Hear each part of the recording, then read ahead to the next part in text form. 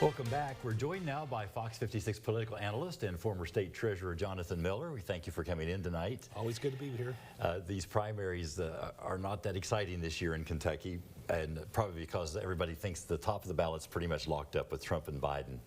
But we may be watching how many people hit uncommitted or choose not to go with one of those two candidates. Do you think a lot of people are paying attention to that? Yeah, you know, people across the country are going to take a look to see how big a percentage Donald Trump wins the Republican primary and judge how much the trial he's currently in might have helped or hurt him. And same thing with Joe Biden. If he does not have a extremely high percentage of the vote, then people will continue to call him a weaker candidate. So even though there isn't really much of a choice, going out and voting does make a statement to the national public. Yeah, one of the reasons that maybe turnout is low too this time is because the largest growing block of voters are people who describe themselves as independents.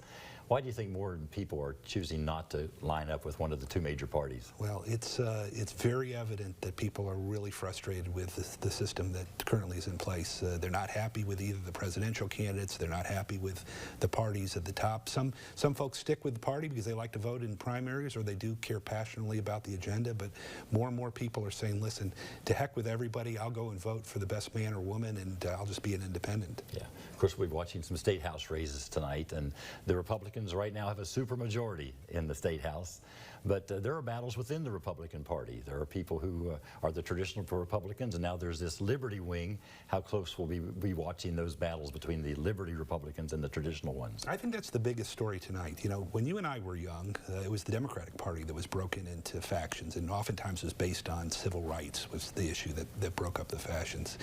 These days, it's about how conservative you are, how libertarian you are, how much you love Donald Trump, how much you hate the establishment, and it's getting pretty nasty. We've seen in some local races a lot of nasty ads on TV, nasty mailers, and it's between these two blocks of the Republican Party. Yeah, and even though these are state house races, there are some national interests getting involved in these contests, right? Yeah, no, there's altogether millions of dollars being spent across the state on both sides, kind of the establishment conservatives against the Liberty folks, and it'll be really interesting to see if there's a pattern in these races. Yeah, well, the votes are just starting to come in. There'll be a lot to look at tonight. You're going to come back with us in the next half hour, so thanks for being with us, and like I say, we will join Jonathan again in about 30 minutes.